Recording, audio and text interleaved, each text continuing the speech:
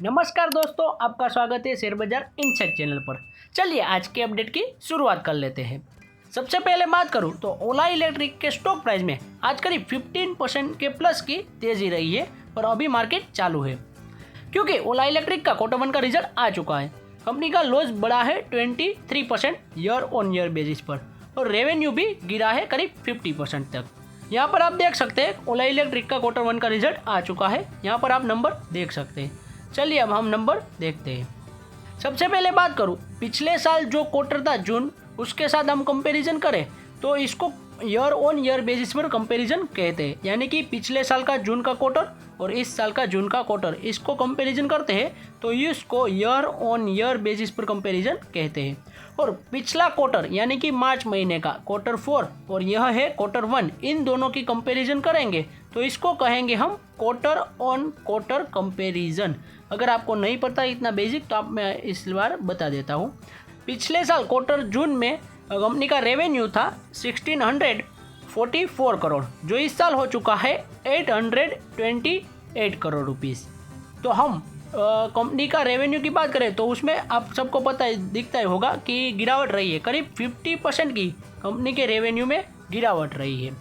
अगर मैं कंपनी का लॉस की बात करूं, क्योंकि कंपनी प्रॉफिट में तो है ही नहीं, इस वजह से आप यहां पर देखते हैं loss before the tax and loss for the period, यानी कि हमें यहाँ का फाइनल लॉस देखना होता है।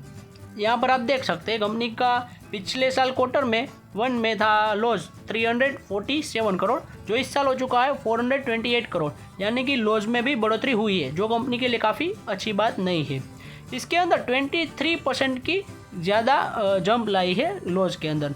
यानी कि पिछले क्वार्टर की बात करें तो उसमें तो 870 करोड़ कंपनी का लॉस था, जो इस साल कम हो चुका है, इस क्वार्टर में कम हो चुका है। मगर quarter year on year basis पर बात करें तो कंपनी का लॉस बढ़ा ही है, यानी कि 23%। इस वजह से कंपनी के स्टॉक की बात करें तो उसके तो काफ़ी अच्छी तेज़ी रही है, मगर कंपनी के फाइनेंशियल की मैं बात करूँ तो इतना अच्छा नहीं रहा है। यहाँ पर बात करूँ तो ओला इलेक्ट्रिक के स्टॉक प्राइस में तो काफ़ी अच्छी तेज़ी रही है। कंपनी का रिजल्ट तो मुझे काफ़ी अच्छा नहीं लगा है, क्योंकि पहले से ही लॉस मेकिंग कंपनी है और इतने ज़्यादा अच्छे नंबर नहीं दिखा रही है।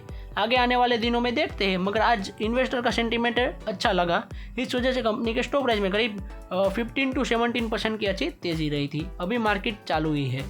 नेक्स्ट बात करूँ तो जेन स्ट्रीक को बैन कर दिया था सेबी ने, आप सबको पता ही होगा।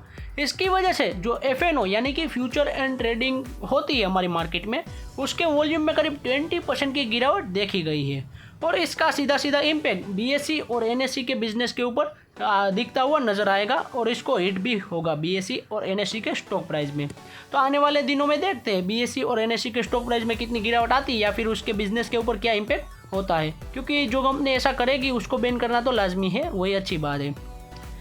नेक्स्ट बात करूं तो टाटा कंसल्टेंसी का सर्विस का रिजल्ट आ चुका था क्वार्टर 1 का, उसका रिजल्ट इन्वेस्टर को अच्छा नहीं लगा है। इस वजह से आज कंपनी के स्टॉक प्राइस में करीब 1.8% की काफ़ी बड़ी गिरावट रही थी। आप यहां पर देख सकते हैं कंपनी के स्टॉक प्राइस में काफ़ी अच्छी गिरावट रही है। नेक्स्ट बात करूं तो एवेन्यू सुपरमार्ट यानी कि डी मार्ट का भी क्वार्टर 1 का रिजल्ट आ चुका था। कंपनी के नेट प्रॉफिट में थोड़ी गिरावट रही थी, इस वजह से आज कंपनी के स्टॉक प्राइस में भी करीब 0.80% की गिरावट रही है।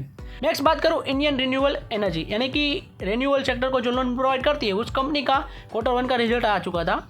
इसके अंदर भी हमने देखा था कंपनी का रिजल्ट इतना कुछ अच्छा नहीं रहा था, इस वजह से आज कंपनी के स्टॉक प्राइस में 0.86% की गिरावट रही थी। नेक्स्ट बात करूं टाटा एलेक्सी, इसका भी रिजल्ट कुछ अच्छा नहीं आया है इस क्वार्टर 1 में, फिर भी कंपनी के स्टॉक प्राइस में थोड़ी गिरावट रही है 0.36% की।